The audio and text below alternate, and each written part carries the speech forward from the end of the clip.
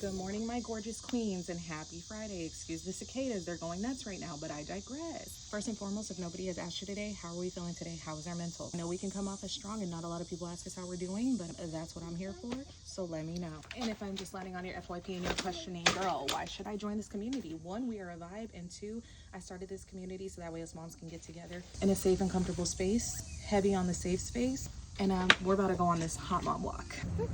We have a lot to talk about on today's walk, mama girl. I came across this one mom's video and she was basically saying how she regrets being a stay-at-home mom because she felt like it's going to be so hard to get back into the work field. And to be honest, I could see where she's coming from on that because that has been a fear of mine, being a stay-at-home mom for as long as I have. It's so important to talk about this from all different angles of the situation.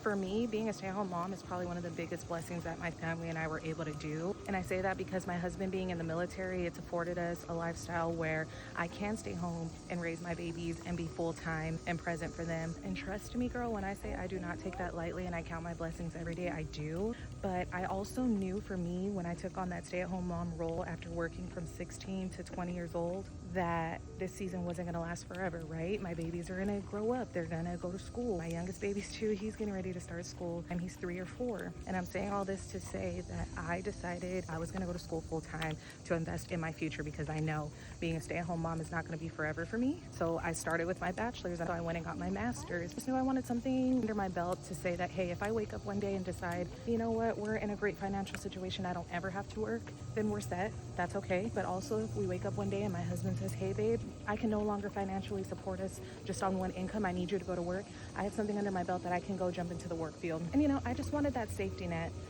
of knowing that if I needed to go back to work at any point in time, I can.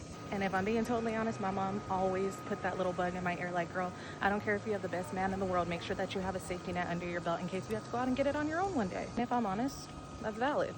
I understand her point. I let my mama down every day for telling me to do that, to know that everybody's situation is different. Some mamas have to go out here and work and get it on their own. They have to work and get it even though they're married because that's just what their situation is.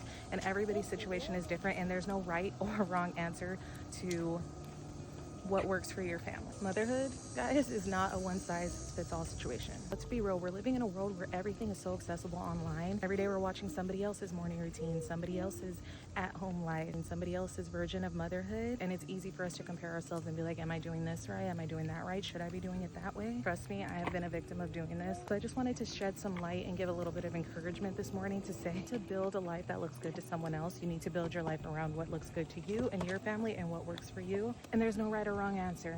But yeah, girl, I just thought that